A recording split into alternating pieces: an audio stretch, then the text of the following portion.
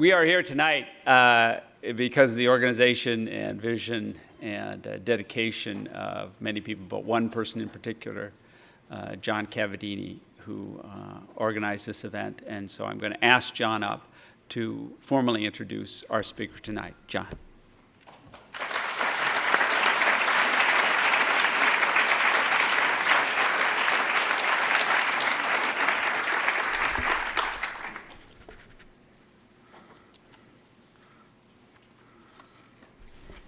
Thanks, Father John. Hello, everyone. It's nice to see everyone. I'm so pleased this evening to be able to welcome you to this, which is the inaugural event of a new project here at Notre Dame, the Notre Dame Human Dignity Project. It's a project of the University Life Initiatives Office. Mary Daly, director, I'd like to acknowledge her. Mary? She's here somewhere. Which is located at the Institute for Church Life here at the University of Notre Dame, and I'm the director of the Institute. What is this project? Friends, the concept of human dignity, of the unique and transcendent value of the human person, is an essential foundation of the Catholic teaching on human rights, including the right to life, and is based upon, as John Paul II says in his encyclical Evangelium Vitae, the incomparable value of the human person.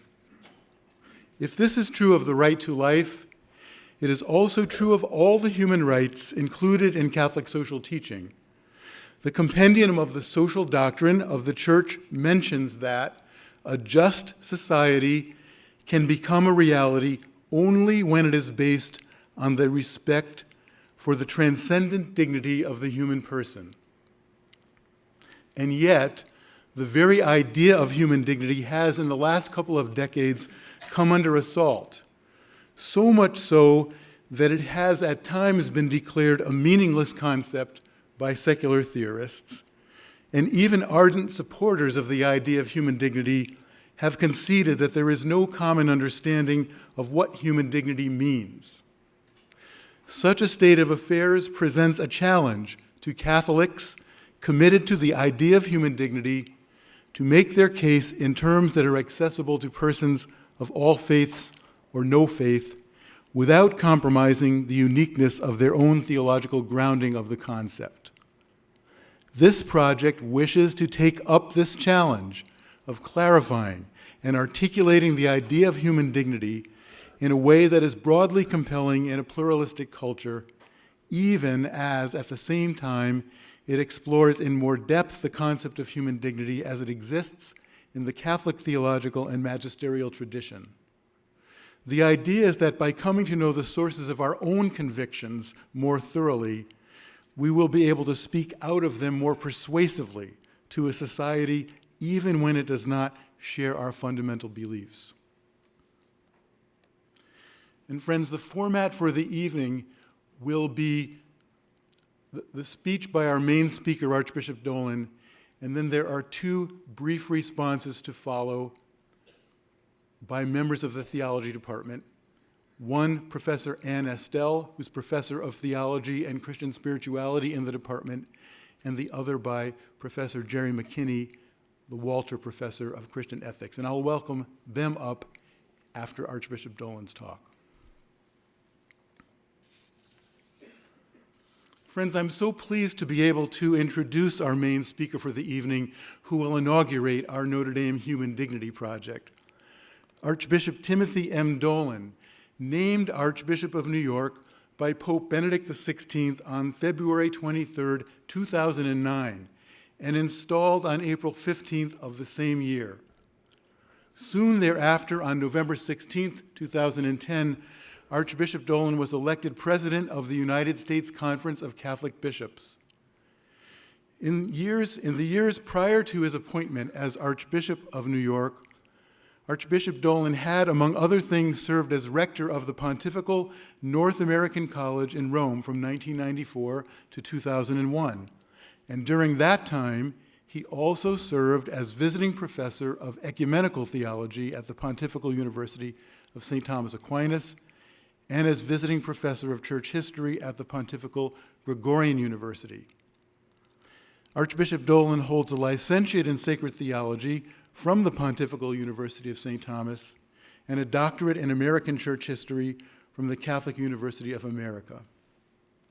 From 2002 to 2009, Archbishop Dolan served as Archbishop of Milwaukee, where he received good grades from his flock for his reaching out to young people, his collaborative and consultative spirit, and for closing a budget deficit of over $3 million in the space of 1 year.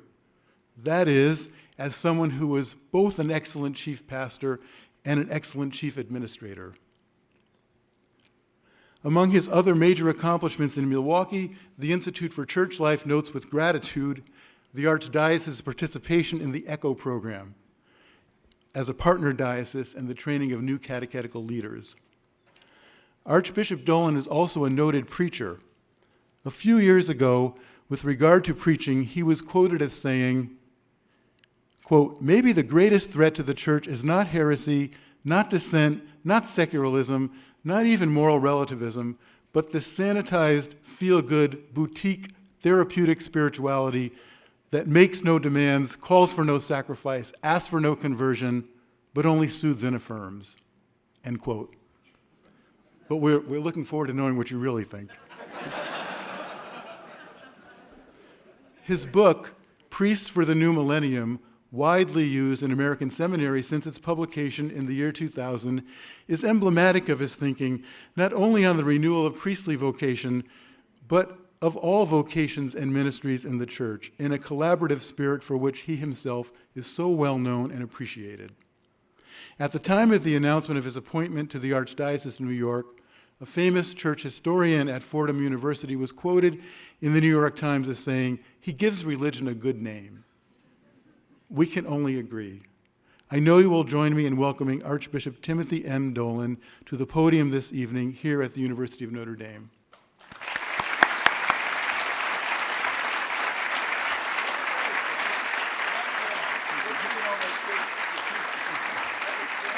Thank you. Thanks. Thanks, everybody.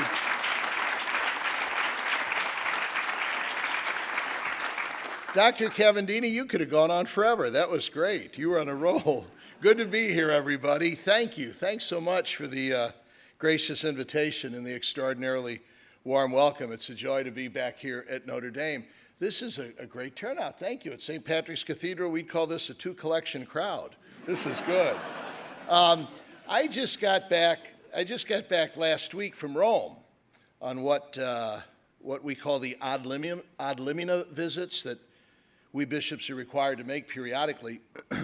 And while there, let me tell you a couple things that happened that would be somewhat pertinent for this evening. While there, I visited with my brother bishops the Congregation of the Doctrine of the Faith.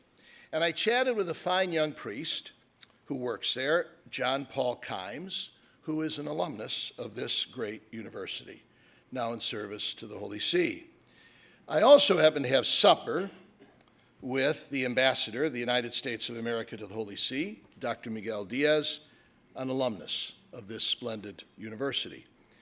And while there, I also embraced one of my own priests of the Archdiocese of New York, Monsignor Charles Brown, who had just been appointed papal nuncio to Ireland, who's also an alumnus of this university. Now, I mention that, everybody. That's only one more set of very simple reminders to me how very important this university is to the life of the church, not only in this country, but the church universal. Thus, I am deeply honored to give the inaugural lecture for the Human Dignity Project of the Institute for Church Life at this University of Notre Dame. Thanks, Father Jenkins. Thanks, Dr. Cavadini. Thanks, Ted McCourtney, a radiantly loyal alumnus from the Archdiocese of New York who got me here and is going to get me back safely this evening. I'm proud to have a distinguished priest of the Archdiocese of New York serving brilliantly here on the faculty, Monsignor John Meyer. John, I'm glad you're here this evening. A priest as well of the Archdiocese of New York in graduate studies here, Father Eric Cruz, and a number of undergraduate young men and women that was very happy to see on my way in this evening, as well as some old friends from the Archdiocese of Milwaukee. So, you get the point. I feel very much at home, and let's get down to business, all right?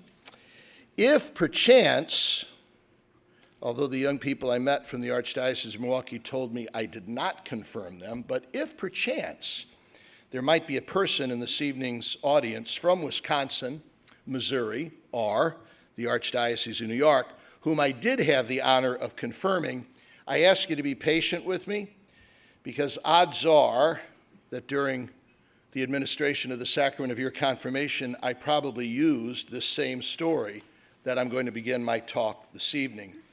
It was July 2002, everybody, and I led a group of about 300 young people from the Archdiocese of St. Louis, where I was serving as auxiliary bishop at the time, led that group of young people, about the age of the young men and women, the majority in the audience this evening, to Toronto for World Youth Day. You know about World Youth Day, do you not? These events originated, maybe a quarter century or so ago. The genius of Blessed Pope John Paul II, who every 2 or 3 years during his 27-year pontificate would invite young people from all over the planet to join him for 5 days of prayer and catechesis and faith sharing and friendship at different locations throughout the globe. So here I am in Canada with about 1 million young people.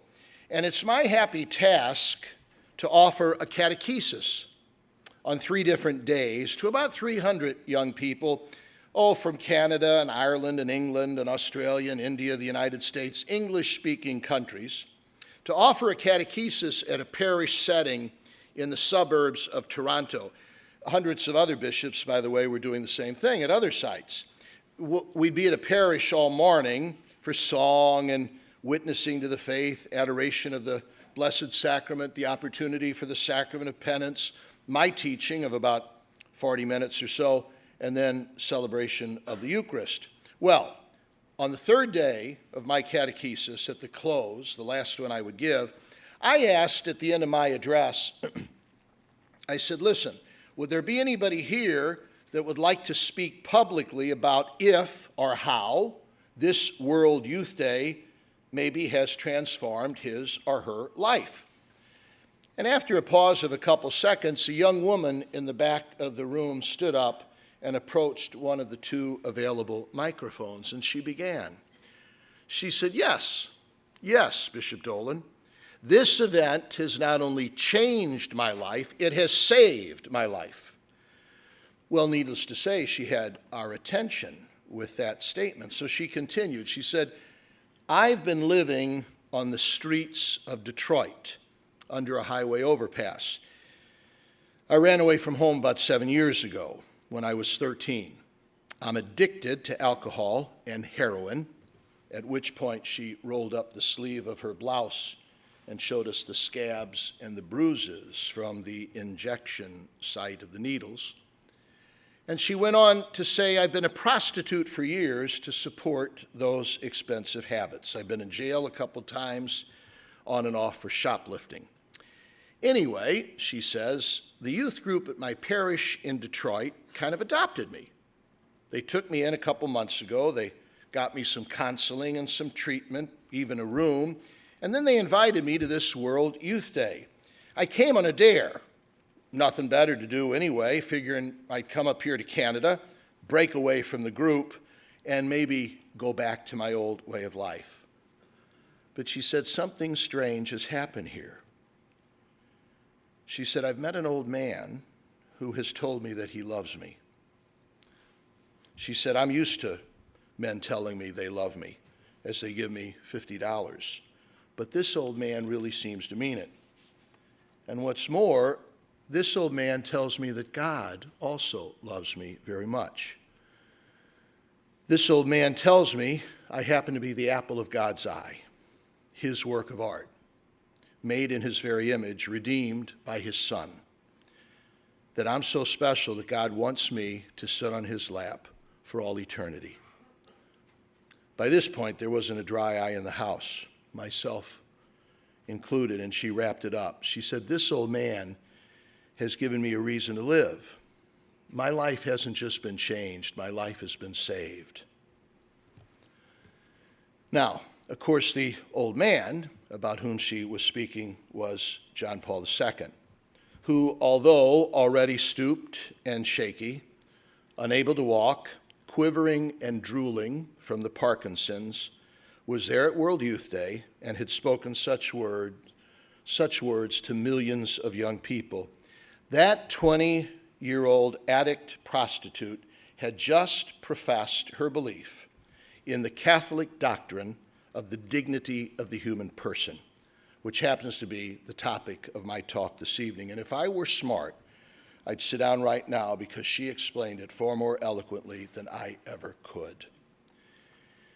You know, when we list our Catholic doctrines, we usually mention such things as what?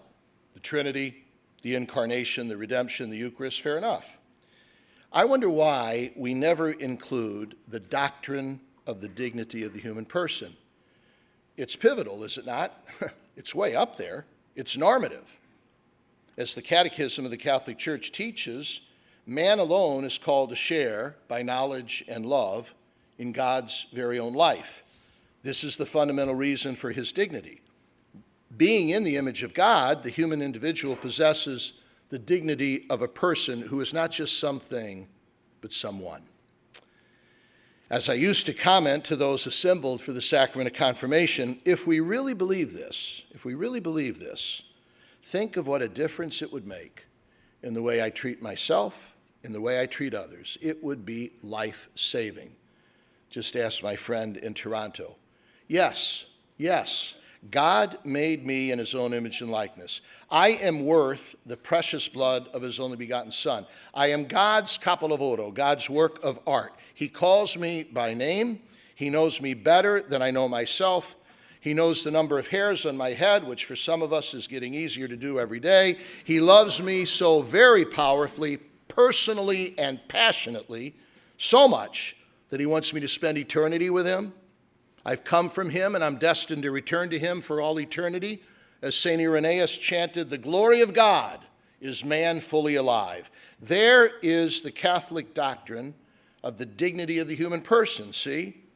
And would that we would imbibe it and memorize it the same way we veterans used to do so in the old Baltimore Catechism. Now, let's get one thing straight. I am hardly here this evening as a theologian, but more as a catechist, okay? I'm not here as a professor, but more as a pastor to speak on this central doctrine of our Catholic faith. When you think about it, this doctrine of the dignity of the human person so cleanly fits in with those other core doctrines of our religion. The human person mirrors the eternal love of the most blessed Trinity. The human person is of such worth that God himself took its nature at what we call the incarnation. The human person has such dignity that God's Son died, lest the human person should perish in what we call the mystery of the redemption. As Gaudium et Spes, the document of the Second Vatican Council, reminds us, the truth is that only in the mystery of the incarnate Word does the mystery of the human person take on light. For Adam, the first man, was a figure of him who was to come. Christ the Lord, Christ, by the revelation of the mystery of the Father and his love, fully reveals us to ourselves and makes our supreme calling clear. St. Josephine Bahita, that the ransomed, abused slave of Darfur, adopted and freed by an Italian family, would write, "I am definitely loved, and whatever happens to me, I am awaited by his eternal love, so my life is so very good." This doctrine of the dignity of the human person should be taught our children along with the sign of the cross itself, because it's at the very essence of our Catholic faith. I think back to my very first day as a brand new parish priest. at Immaculata Parish in St. Louis. And I accompanied the renowned pastor, very saintly man, Monsignor Cornelius Flavin, on his rounds in the school, just to see how a professional would do it. And there he was with the little first graders. And he says to them, "Children, does God know who you are?" "Yes, Monsignor." "Does God know you by name?" "Yes, Monsignor." "Does God see you?" "Yes, Monsignor." "Does God see you all the time, wherever you're at, even when you think you might be all by yourself?" "Yes, Monsignor." "Why does God watch you all the time?" "To see if we're being bad," one of the children replied. "Oh, no," whispers Monsignor Flavin. "God watches you all the time because he loves you so much he can't take his eyes off of you. He loves you so much he can't take his eyes off you." Bingo! The doctrine of the dignity of the human person. Perhaps Monsignor Flavin had taught them the best catechism lesson of all. Now let me mention five observations about this fundamental belief, okay? And the first is hardly an observation at all, but actually an inquiry. Namely, why does this Catholic doctrine of the dignity of the human person seem so novel to us? Why does it seem so daring to list this doctrine up with such standards as the Trinity, the Incarnation, the Eucharist, the divinity of Christ? After all, when you think about it, it shouldn't be novel, should it? After all, it's as venerable as the wisdom imparted by the creation narrative of Genesis, the core of what we call the Judeo-Christian ethic. True enough, the dignity of creature and creation, yes, was gravely ruptured in this normative narrative by what we call original sin. But as we're going to recall this Thursday on the beautiful feast of the Immaculate Conception, even then, even at that tragic moment, God already had in mind a grand restoration of the pinnacle of his creation, the human person. It's so tenderly evident in the law and the prophets of the Hebrew Scriptures, no? In the teaching of Jesus and St. Paul. It's given rise to a Christian morality that startled the brutality of the Roman world with its emphasis on the protection of human life, respect for the person, care for the most vulnerable, defense of women, babies, children, family, elders, even slaves. It gave rise to the greatest system of health care, education, and charity the world has ever known, giving us a saint like Nicholas as we gather on his feast day, whose solicitude for the little ones, the oppressed, and the struggling captures our imagination to this very day. It inspired Bartholomew de las Casas, Dr. Martin Luther King, a Dorothy Day, as they recognized the human person as a reflection of the divine and led them to the radical claim that even the slave or the Indian or the street panhandler had an immortal soul, deserving what Roger Williams called a soul freedom. Recently, I received one of the more surprising invitations I've ever gotten in my life, namely to come to England for the 800th anniversary of the Magna Carta in 4 years.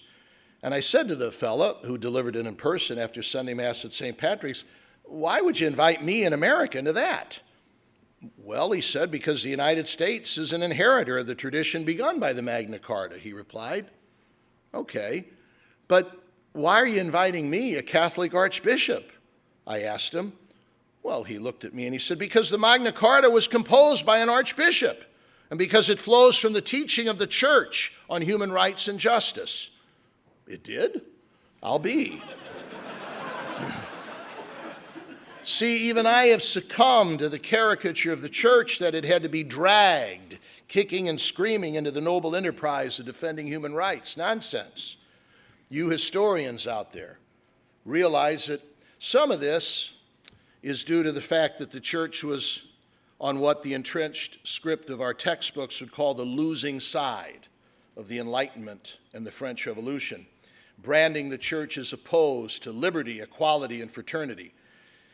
But more sober voices now conclude that the forces of the Enlightenment and of the French Revolution, when untethered to this Catholic doctrine of the dignity of the human person, are partly the cause of horrors such as the gulags, the camps, and the killing fields of the last century.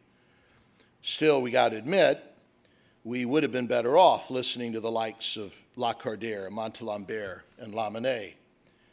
So the stereotype continues, leading Richard John Newhouse to comment about 25 years ago that Voltaire must be rolling over in his grave, as it is now clear that the world's most dramatic defender of human rights and the dignity of the human person is the Pope of Rome and the Catholic Church.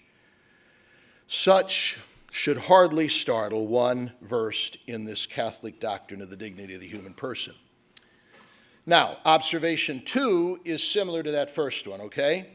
A faith that has as one of its primary tenets that every individual is a reflection of the divine, that when our Heavenly Father looks upon us, he happens to see his own Son and smile, that every human life beams with the transcendent and hints at the beyond, is a faith that affirms everything that is decent, noble, and uplifting in the human drama.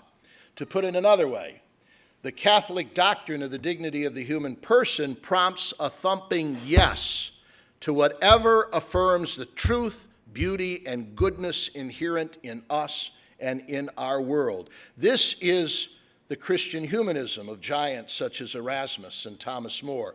This is such a brilliant part of luminous Catholic universities such as this one. So, the history of the church has been one producing the poetry of Dante and the art of a Caravaggio, the sculpture of a Michelangelo and the music of a Mozart, the research of a Mendel and the discoveries of Columbus, the charm of a Francis of Assisi, the frescoes of Giotto. The church is big time into affirming, not denouncing, raising up, not putting down, encouraging, not condemning. I understand he was just on campus, but Father Robert Barron claims in his marvelous and exciting new Catholicism series that the church is all about a yes to all that is true and beautiful and good in the human project. The church only says no to something or someone that would negate the true, the beautiful, or the good in the human person. And a no to another no is, guess what? A yes. The church, which has as a primary doctrine the dignity of the human person, is not some shrill, crabby, naysaying nag, but a warm, tender, gracious mother who invites and embraces and nurtures her children, calling forth from within them the truth, beauty, and goodness she knows is deep down there. A third observation on the church's premier doctrine of the dignity of the human person is that ideas have consequences. So this conviction of faith results in a moral imperative. As I used to wonder aloud to those whom I had just confirmed at the end of the worn-out homily that had begun with the story of the young woman in Toronto, as did this talk, if we really believe that we are temples of the Holy Spirit, that we are vessels of the divine and icons of the Trinity, that when God the Father looks at us, he sees the face of his Son, Jesus. Can you imagine how differently we treat ourselves and other people? That's morality, is it not? As Pope Benedict XVI recently remarked during his apostolic visit to his beloved homeland, this is the transition from the is to the ought, from the is to the ought, upon which our moral decisions and actions need to be grounded. If we are divinized, if we are reflections of God, created in his image and likeness, there's the is, then we ought to treat ourselves and others only with respect, love, honor, and care. If, for instance, the preborn baby in the womb, from the earliest moments of his or her conception, is a human person, and that's an is that comes, by the way, not from the Catechism of the Catholic Church, but from the biology textbook used by any sophomore in any high school, then that baby's life ought to be cherished and protected. If an immigrant from Mexico is a child of God, worth the price of the life of God's only begotten Son, then we ought to render him or her honor and a welcome, not a roar of hate, clenched fists, and gritted teeth in response to the latest campaign slogan from a candidate appealing to the nativistic side of our nature. If even a man on death row has a soul, is a human person, and is that cannot be erased even by beastly crimes he may have committed, then we ought not strap him to a gurney and inject him with poison. From the is to the ought, that's the moral journey, see? Observation number 4. A further corollary of this is that our identity is a given, okay? Our identity is a given. We are a child of God. We are his creation, modeled in his own image and likeness, destined for eternity. That is a given. That is an objective reality. That's our identity. We are not, then, identified with our urges, our flaws, our status, our possessions, our utility. Blessed Pope John Paul II taught in Pastoros Dabo Vobis that perhaps the greatest heresy today is that we tend to stress having and doing over being. Listen to that again. Only a philosopher could say that. The great heresy today is that we stress having and doing more than being. My identity, my personhood, my isness, and the respect that such an isness ought to engender does not depend on whether or not I have a green card, a stock portfolio, a job, a home, or even, pardon me, a college diploma. Nor does my identity depend upon to whom I might be sexually attracted to, or to race, religion, gender, social status, bank account, passport, or health insurance, but on my essence as a child of God. So, for instance, to the recovering alcoholic crying in the confessional at St. Patrick's Cathedral after a 2-day binge in Manhattan, I am nothing but a hopeless drunk, we reply, no. You are a child of God, made in his image and likeness, loved passionately and personally by a God who claims you as his own, but who happens to have an addiction to alcohol.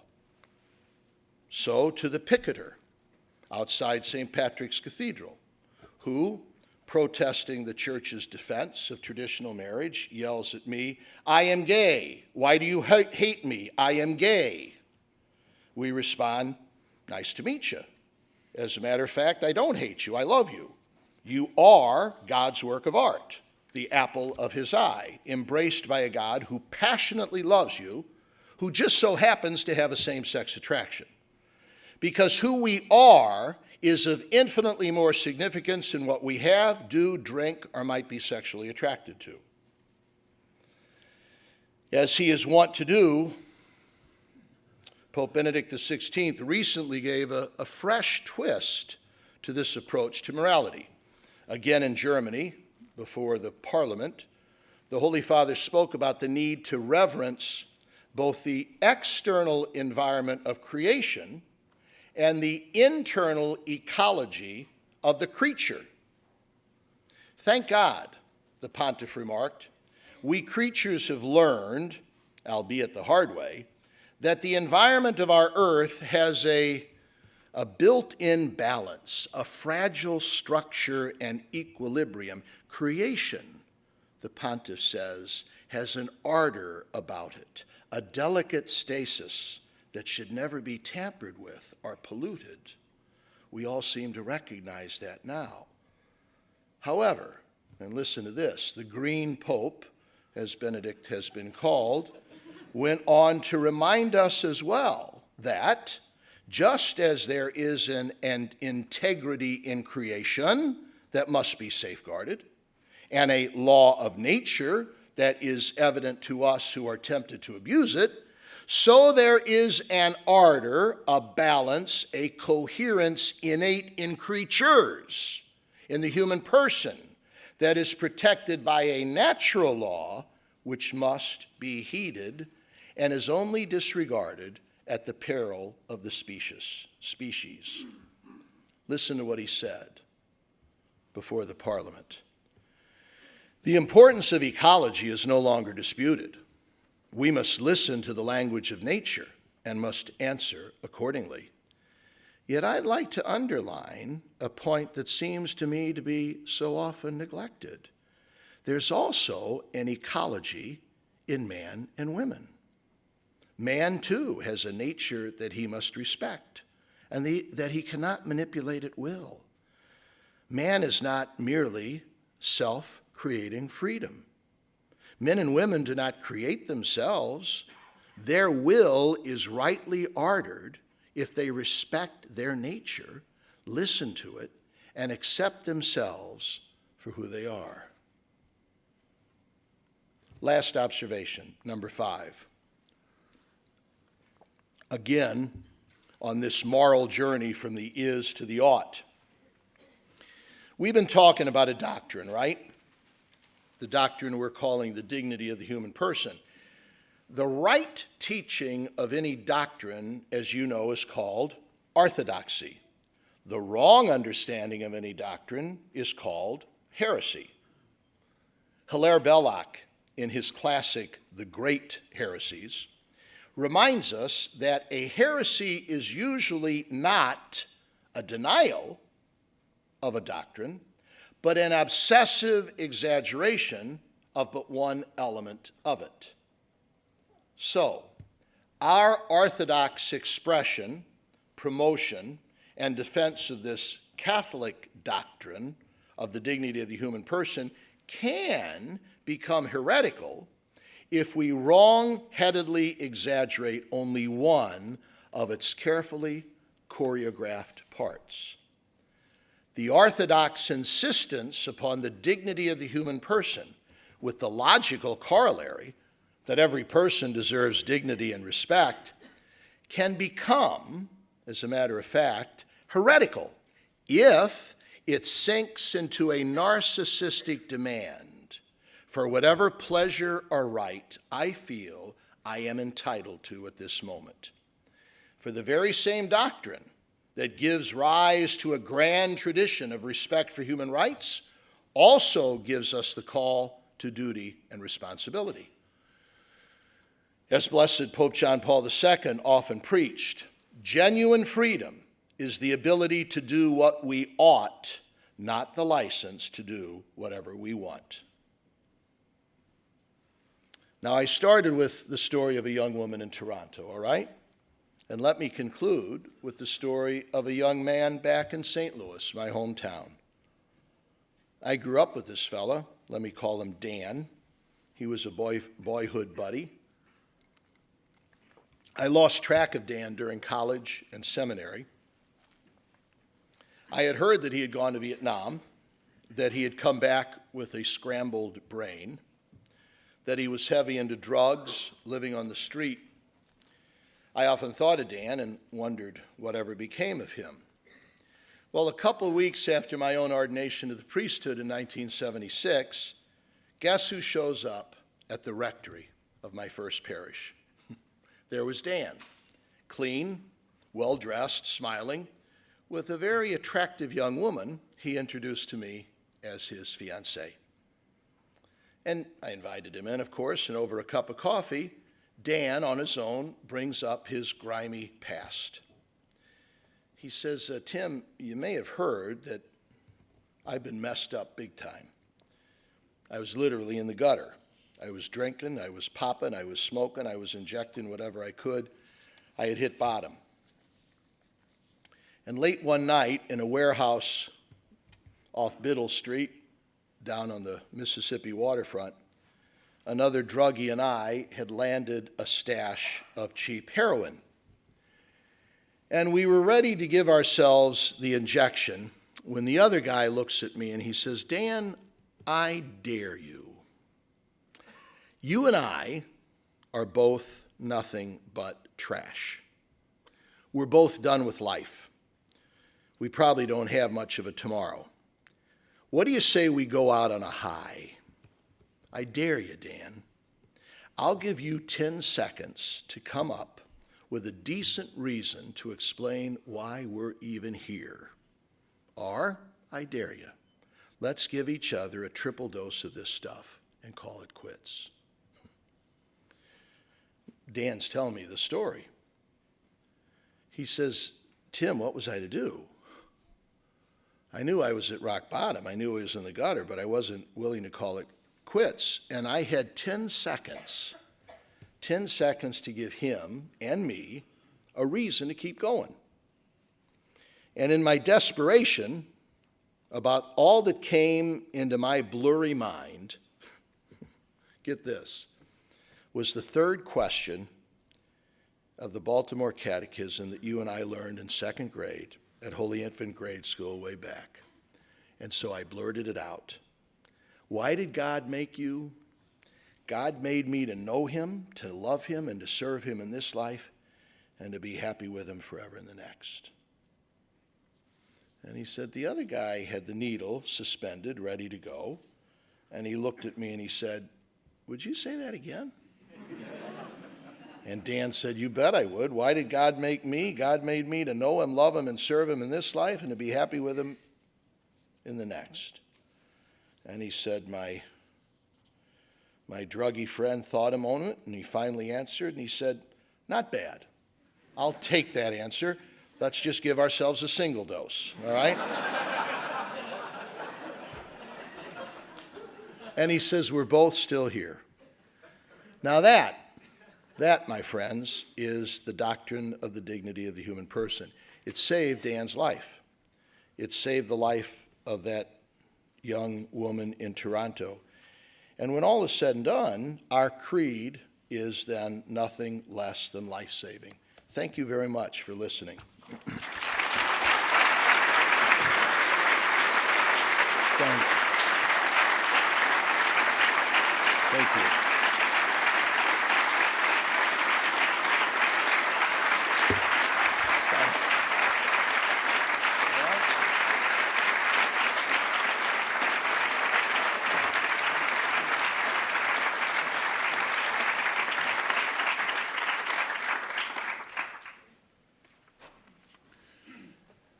Thank you, Archbishop.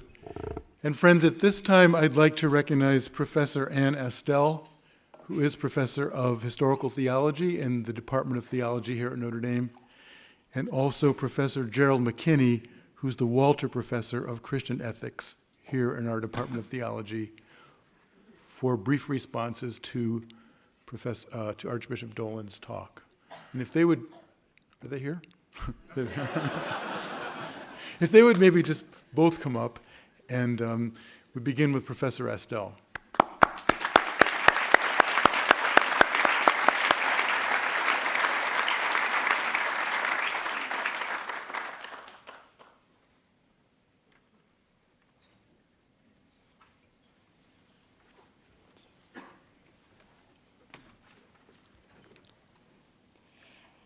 Your Excellency, my response to your lecture is, first of all, and most essentially, expressed in the two little words, thank you. Thank you for your presence here at Notre Dame tonight to mark the historic occasion of the launching of the ICL's Human Dignity Project. Thank you for your leadership in the service of Christ Church, for your inspiring words, and for your tireless, fearless work in the defense of human dignity. Your public stances on a full range of concerns show that neither the right nor the left, neither liberals nor conservatives, own these issues. They belong to the church as a whole because they touch upon human lives. The church's moral and social teachings have a common basis in the strong, unconditional affirmation of human dignity. Difficult times bring us back to the basics. Writing in London in 1943 on behalf of the Free French, the Jewish philosopher and Christian mystic, Simone Weil, tried to imagine the basis for a new France, a new Europe, in the aftermath of the war, should the Allies succeed in defeating Nazi Germany. When she picked up her pen to write The Need for Roots, she called her book A Prelude to a Declaration of Duties Toward Mankind. Duties due to the human being as such, for the sole reason that he or she is a human being, possessed with an eternal destiny. The entire political, social, and cultural order, she reflected, should be in the service of the physical and spiritual needs of the human being. What are the things we owe to human beings that are in accord with their fundamental dignity, their eternal destiny? We claim precisely those rights for ourselves, she insists, that enable us in conscience to meet our fundamental moral and ethical obligations to ourselves, to others, to God. I mention the name of Simone Weil because I believe we need a voice like hers today. Her analysis anticipates later declarations of human rights, even as it links those same rights back to a logically prior obligations, a move that has the potential to resolve many conflicts current today between and among the claimants of competing rights and entitlements. Weil's Need for Roots, first published posthumously in 1949, anticipated in many ways the UN's Universal Declaration of Human Rights.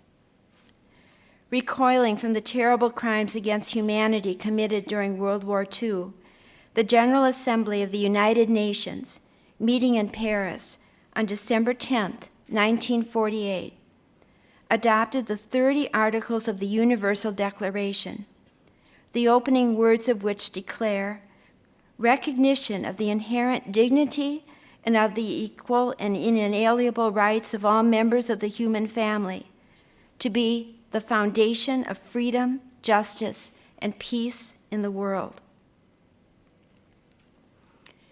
Reading the articles of this remarkable declaration alongside the documents of Vatican Council II, especially Gaudium et Spes, the Pastoral Constitution on the Church in the Modern World, and Dignitatis Humanae, the Declaration on Religious Freedom, one can easily see how the Church could declare itself so confidently to be the very soul of a modern secular society whose highest values, grounded in the recognition of an inalienable human dignity, are the obvious fluorescence of the Judeo-Christian tradition.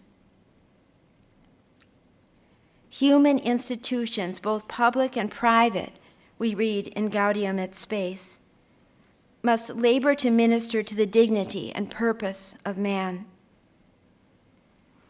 Paragraph after paragraph of that document describes the Church's obligation to strengthen the seams of human society through her healing and elevating impact on human lives, her respect paid to the dignity of the person.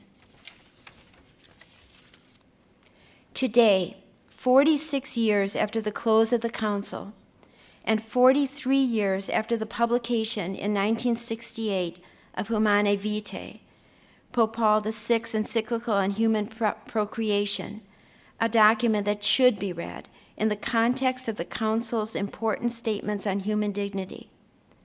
The Church's position as a soul of the secular Western world is far less secure.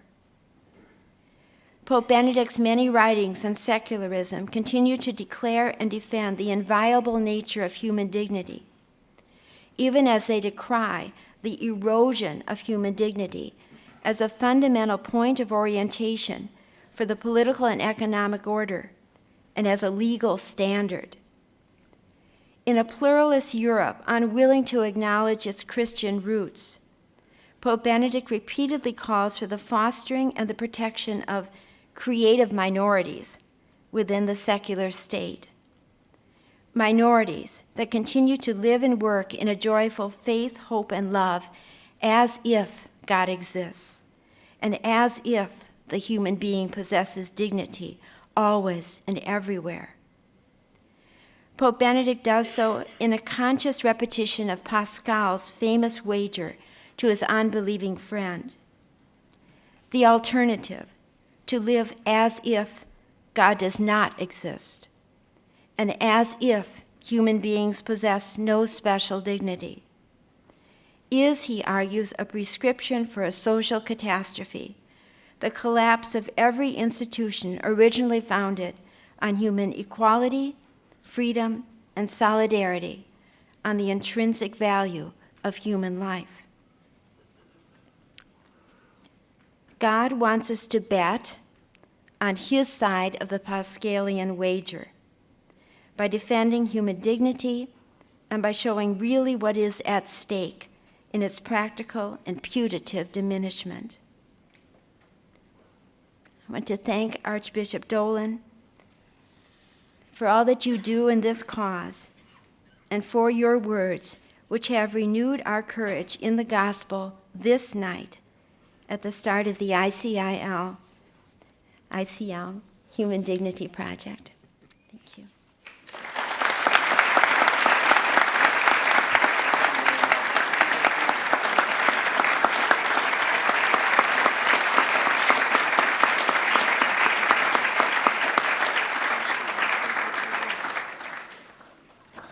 Professor Jerry McKenny.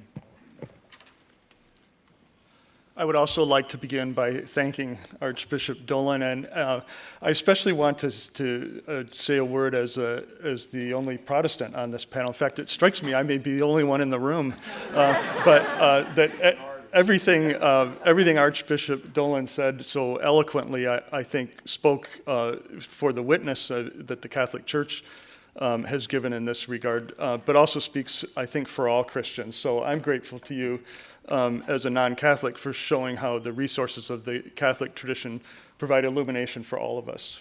I'm trying to be very quick here because I know Archbishop Dolan's time is short and people would like to engage him in conversation. But what I thought I would do in light of the mission of this project, which is to address some of the difficulties in affirming human dignity in our society today, is to briefly mention what I think are three common criticisms of human dignity, but rather than talking about how secular society can come to get around those criticisms. I'd rather begin with the first task, which is, I think, to ask ourselves how we as Christians would answer those criticisms. So that's what I'm going to do tonight, and hopefully some other time we can talk about whether this has implications, and if so, what they are for secular society. So I'm going to run through three criticisms, then I'm going to do something that's almost unprecedented for a moral theologian. I'm going to quote a scripture. Please don't be shocked if that happens. Then I'm going to turn back to the three criticisms quickly and show how the scripture illuminates them and hopefully addresses them. So the first criticism is that to assign dignity to human beings in contrast to other species implies there's something not only unique but special about the nature of human beings. So what is it about our nature that makes it so special? That's one reason people have a hard time accepting the notion of human dignity. And I think there are two concerns that such people have. The first is the very assumption that there is something special tempts human beings to a pride that's perilous to non-human creation and also to humanity, ultimately. There's another issue here that I think is now on the horizon that wasn't before, which is that if biotechnology eventually produces a post-human species with greater capacities than ours, then wouldn't dignity attach to that species rather than to our own? So these are questions about, or criticisms that arise, I should say, from the question of whether assigning dignity to human beings in contrast to other species is a problem. Second criticism, proponents of human dignity often claim that every member of the human species is endowed with dignity. In fact, that's the very reason I think we have a notion of human dignity as the grounds of human rights. But this is a problematic claim, according to critics of human dignity. If you take any characteristic, human characteristic, it is clear that some people exhibit it more perfectly than others. Unless you live on Lake Wobegon or study at Notre Dame, in which case you know that everybody is above average. But the problem is that the very word dignity implies distinction, honor, rank. This seems to imply that there are some who have greater worth than others, and if so, the notion of dignity implies unequal, not equal regard. So that's the second criticism. The third criticism, the final one, there's nothing dignified about the susceptibility of human beings to suffering, death, and the many other limitations of our biological nature. Rather, our dignity consists in our refusal to accept these limitations as permanent and to make moves to overcome them. So that's a criticism that you hear a lot in biotechnology, or people who are proponents of certain kinds of biotechnology. Not all kinds, and by no means is all biotechnology implicated in this, but that is a criticism that arises of human dignity. Now, I'm going to read from both Psalm 8, 2 verses from Psalm 8, and then 2 verses from the Epistle to the Hebrews that reflects on these verses from Psalm 8. So Psalm 8, verses 3 to 4, when I look at the heavens, the work of your fingers, the sun, moon, and stars that you have established, what is man that you are mindful of him, or the son of man that you care for him? Yet you have made him a little lower than the angels and crowned him with glory and honor. The Epistle to the Hebrews, as it is, we do not see everything in subjection to him, but we do see Jesus, who for a little while was made lower than the angels, now crowned with glory and honor because of the suffering of death, so that by the grace of God he might taste death for everyone. So now I want to move to the final part of my remarks here, which is to take these two passages from Scripture, linked by the way, if you were in my introduction to theology class, they're linked by intertextuality. So if anyone was in my class, please remember that. Okay, it may be too late now, I realize. So let me return to these three criticisms. First, what makes us so special? For the psalmist, it is not our nature itself, nor any particular characteristics of it that make us so special. What is man, that thou art mindful of him?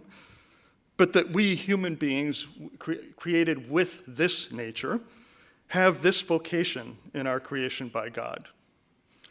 So while a post-human species may be more impressive in many respects, maybe even more like the heaven, moon, and stars, it would not have this vocation and thus this honored place in creation. Just as there is also no ground for human pride over other creatures, but only obedience to our God-given vocation. So I think that's how this passage might respond to the first criticism. The second criticism had to do with differences in the fulfillment of human characteristics. According to the epistle, Christ has restored and fulfilled our creaturely vocation on behalf of every member of the human family. Each of us possesses our dignity in relation to Christ and not in comparison to one another. So that while there are differences, and people express this dignity in various ways and degrees, the ground of dignity itself is not such that it can be compared in the way that the criticism supposes. Finally, the third criticism having to do with the indignity of our biological limitations. Here I think the response from this passage would be a very complex one with three parts, but I think if we take this passage, it invites us to not consider this issue in terms of either pure acceptance of our limitations or a complete non-acceptance of them and an effort to change them or to eliminate them, I should say. So Biological limitations, first, are part of our created nature. What is man, that you are mindful of him? And they thus constitute conditions of our dignity because they are part of our created nature. Second, in our current state, our biological limitations are in disorder. In the words of the epistle, we do not yet see everything in subjection to him. So that dissatisfaction with these limitations is justified. Third, it is Christ and not we who ultimately overcomes the disorder. And again, in the words of the epistle, so that by the grace of God he might taste death for everyone. So recognition of the dignity of our biological limitations is therefore compatible with efforts to mitigate suffering due to these limitations, but not with efforts to remove or eliminate the limitations themselves. Now, finally, the last thing I will say in conclusion, all I've really done here is to suggest that the concept of human dignity does not necessarily have the problematic implications it is often thought to have. To move from a concept of human dignity to specific duties and rights, as Archbishop Dolan actually did in an extraordinarily eloquent way, is a much more complex process. But I still think it is important for Christians ourselves to understand why it is that these criticisms need not be taken to refute the concept of human dignity or to eliminate it from our own vocabulary. Thank you.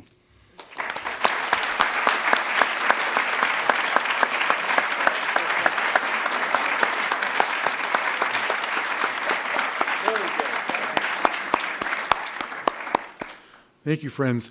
And so, friends, the floor is open for questions, comments. If you have a question, please stand up and speak loudly. I forgot to put microphones out there. That's my fault. So please make sure that your question can be heard.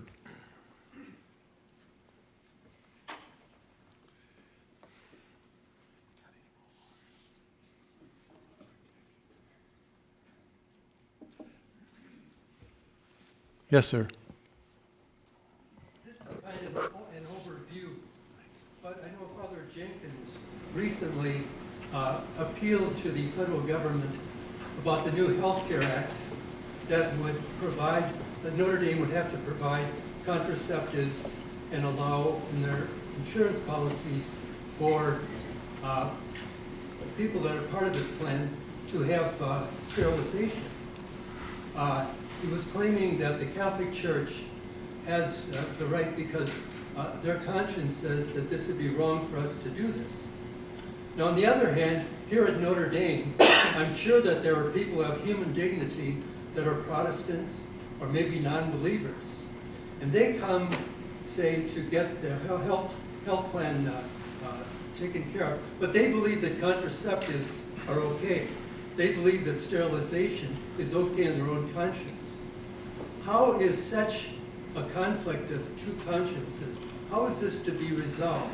Can the university refuse the Protestant or the non-believer the chance to get contraceptives through their plan or to have a sterilization?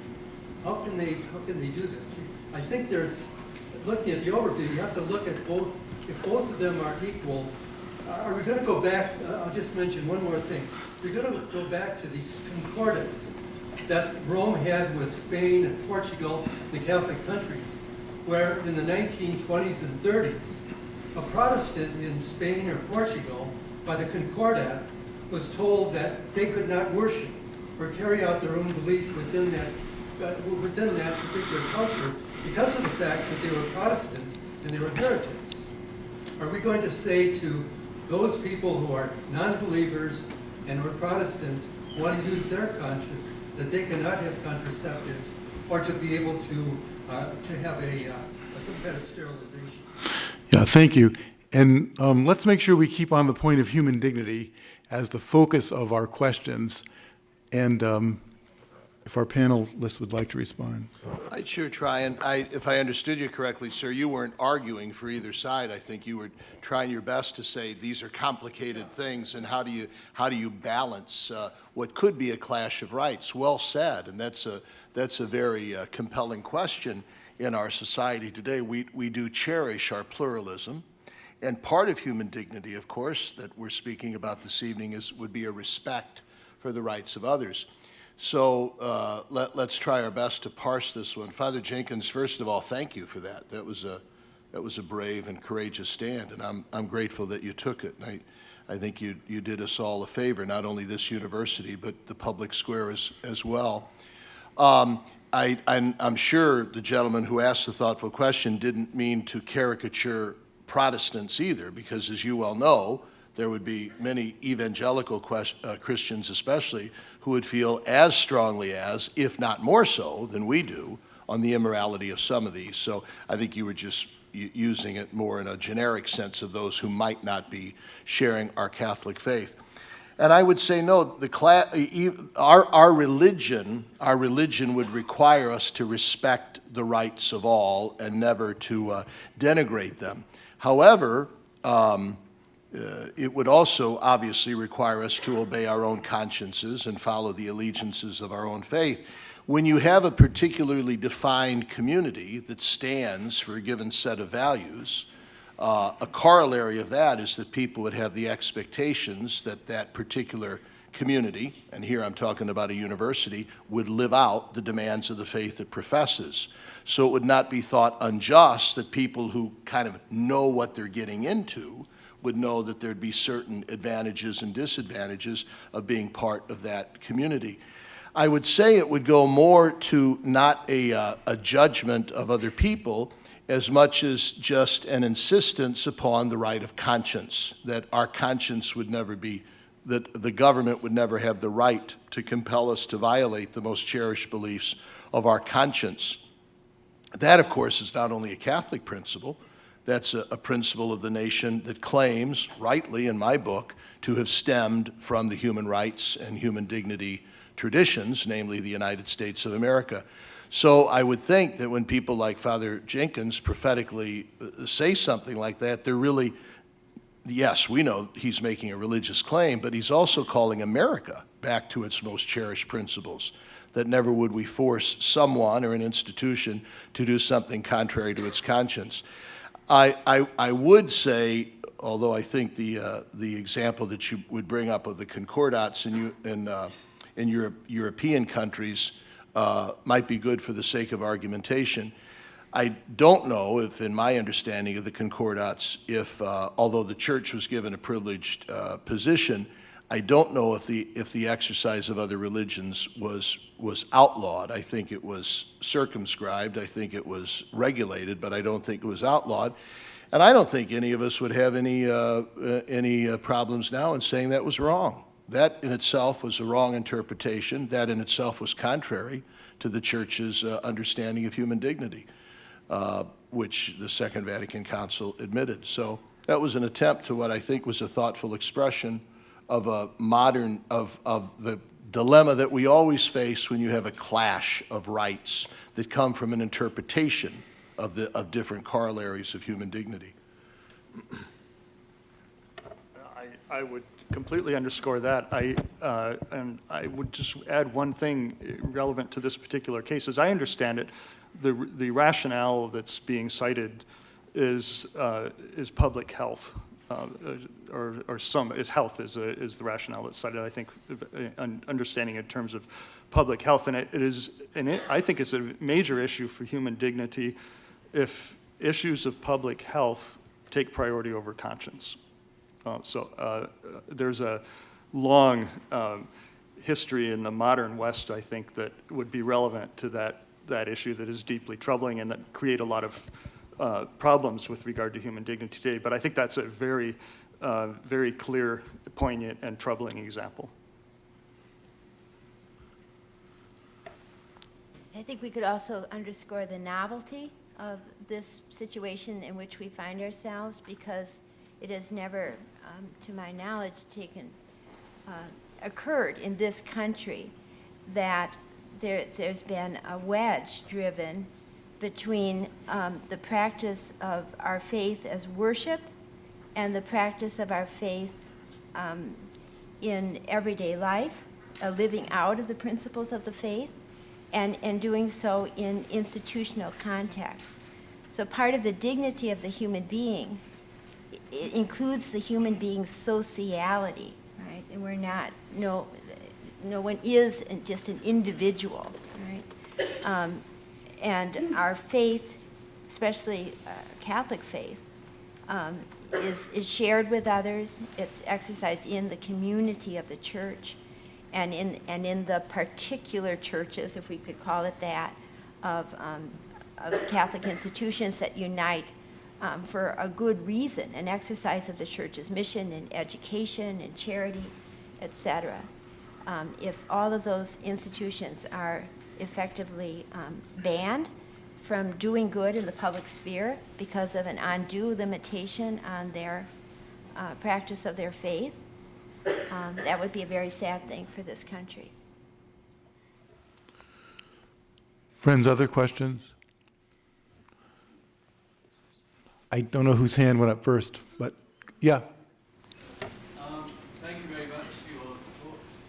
My question concerns the distinction between natural law and the demands of discipleship. And when is it appropriate to express these oughts in terms of something universally accessible? And when should we say that, for instance, turn the other cheek is not universally accessible, but really only, that does not make sense, but is the logic and the foolishness of the cross? That's an excellent question, isn't it? And we often, did you all understand it? That's perceptive, and that very much goes to the core of the gospel. There are certain demands, I think the seminarian that asked this, there are certain demands that Jesus makes of his followers that even in our Catholic tradition we would say aren't expected in general of other people. Some heroic virtues. We've traditionally called these the evangelical counsels. So obviously Jesus calls some of his disciples to a celibate way of life. He doesn't call everybody. So not to be celibate does not violate the natural law, does not violate morality. It's just a call to an exceptional practice of a given virtue that we call the evangelical counsels. You know, the three that we traditionally list in our Catholic vocabulary would be poverty, chastity, and obedience. So I think the seminarian's perceptive question is, when would the oughts, like in those three virtues, when would they be expected of everybody, or how do we draw the distinction that they're just accepted by some? And I would propose that maybe the wisdom of our Catholic tradition would give the answer. There are certain things that just legitimately are not expected of everybody. We're glad some people are called to them because they remind the rest of us of what heroic virtue is all about and help us add some spice to trying our best just to live out the day in, day out demands of the gospel, the Ten Commandments, and the natural law. The one you spoke about too of turning the other cheek, of course, I'd leave it up to the biblical scholars to describe our Lord's use of hyperbole at times to get his point across. But once again, that's balanced with the moral laicity of defending oneself. So what you ask is immensely perceptive, and it's one that our Catholic tradition, I hope, offers a beam of light to in the distinction between the evangelical counsels and what you might call the ordinary morality that all of us are called to follow, which is tough enough to live up to and obey.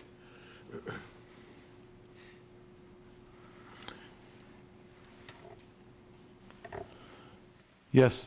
I'd also echo my classmates. Thanks for your presentations, for your thoughtful words with us tonight. My curiosity piggybacks a little bit on Professor Estelle's point about solidarity and sociality as human persons. And I'm wondering, we often speak, when we speak about human dignity, we often move towards the dignity of the individual and speak in terms of human individuals. It makes sense to do so. I wonder in a country, I come from Colorado, which has a very independent notion of freedom, that if you are a free person, that necessarily means that it's me and what I do and I pull myself up by my bootstraps.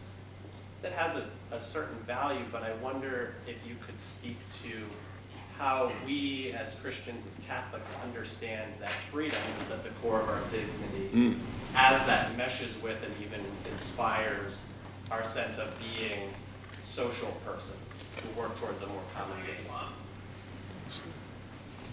Good point.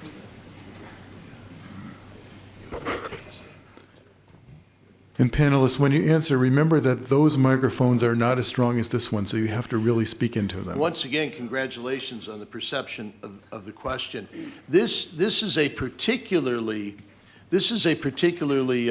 thorny issue for Catholics in the United States, because as our seminarian articulated, we in the United States pride ourselves on an individualism that stems from a more Calvinistic approach to the understanding of God's Word that would stress an individual response, a personal freedom, somewhat of a rugged individualism, and to which you referred.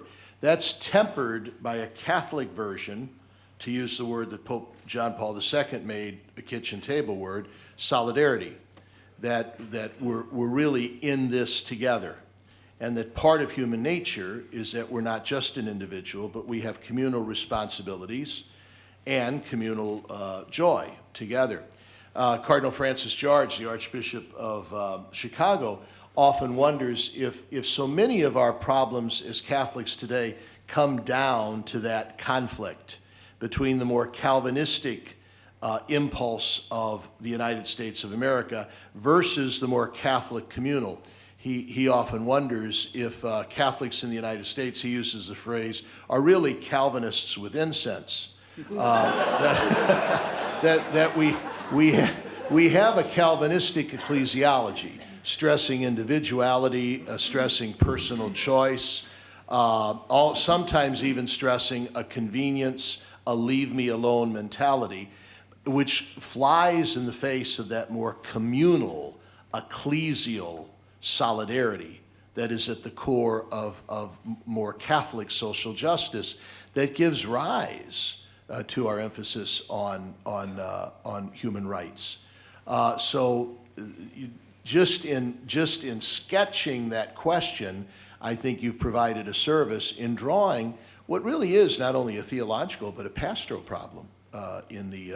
We face it in our, you know what polity means when you speak about religion. Polity means the way the church is organized. Catholic polity, in our Catholic approach to things, the church can never be pinned down. The church is always beyond us. The church is always somewhat out there. There's a universal dimension to the church. The very word Catholic means others, out there, beyond us, everybody. In the Calvinistic approach, you know, the essence of the church is where God's word is preached and where his people pray and where bread is broken at the local level. That gives more of a local, individual ecclesial approach, doesn't it? Which can sometimes be in conflict. We face it today, and there's sometimes Catholic commentators will speak about a creeping congregationalism in Catholic polity, that now, especially with some of the tensions and scandals that we as Catholics have been through, Catholics now almost get a not in my backyard mentality, where their parish is everything, and forget the diocese and forget the Church Universal. We love our parish, we love our parish priest, we can't stand the bishop, and who knows who the Pope is. So that's somewhat of a jettisoning of the more Catholic version of the church that is always beyond, a little bit pulling us beyond the local congregation to the more universal dimension. Thanks for bringing it up. When you get a question like that, you're thinking on your feet, but and perhaps a bit associationally. But when we think about the sociality of the human person, what might come immediately to mind is the relationship of the family and between spouses. You know, where in some sense your identity is relational, all right?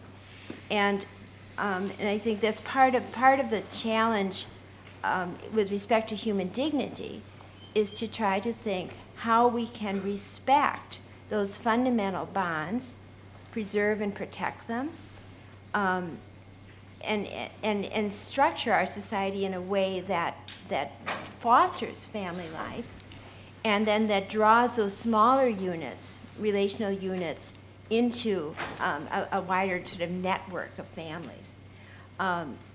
It's very important, I think, to the church's pastoral approach. I was reading just this afternoon about parish renewal and how they were saying that many of the parish renewal programs will put together people who have no relationship to one another except alphabetical or something. They'll put them in a group for a short period of time, and instead of thinking, all right, the people in this parish, they belong to families, and families have friends, and these fundamental socialities can then be opened, extended to embrace wider and wider circles. But you have to respect, those fundamental units and work out of them. So, and of course, as soon as we think family, marriage, then we cannot invoke those terms without thinking again about the dignity of human love, the dignity of those physical acts that conceive life, and how they are also entailed in any capacious and true understanding of human dignity. Friends, we have time for one more question. Yes, sir. As we leave here tonight and go back to our families and to our workplaces tomorrow and our parishes, can you give us some concrete, practical ways that we can show that we affirm this very important concept of human dignity?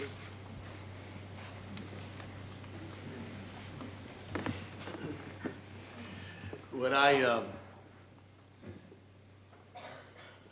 I was a first-year seminarian in Rome, and the school year, the academic year was only a couple weeks old, and all the seminarians in Rome, which would have numbered in the thousands, were invited to St. Peter's Basilica for a prayer service with the Pope Paul VI at the time.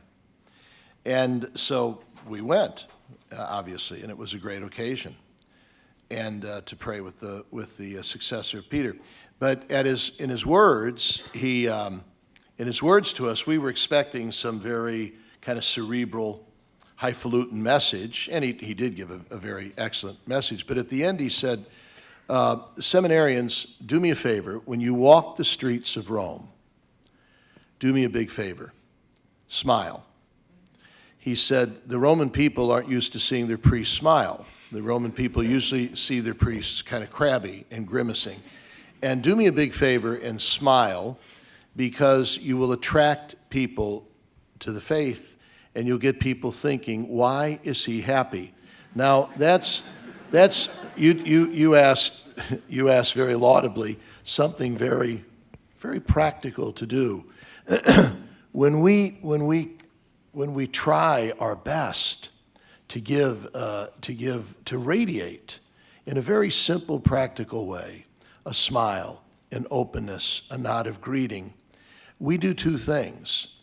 First of all, we acknowledge the dignity in the other person, and secondly, we not only do we acknowledge it to that person, but we're saying we as well have that and have something to give. It's almost a look of recognition. It's like the new response that we use, the Lord be with you and with your spirit.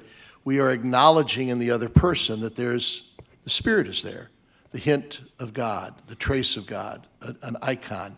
And we look at that and smile. And that just speaks volumes. I think that speaks volumes.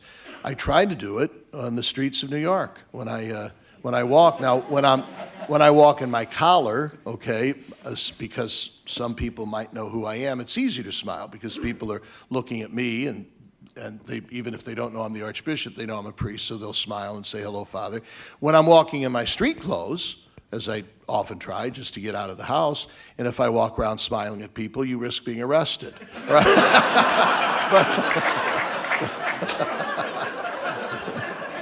But it's still worth it, all right? Because you're affirming their human dignity, and you're affirming mine, that I feel I've got something to share, to radiate. And you're affirming that I acknowledge that you're able to receive that and sense that.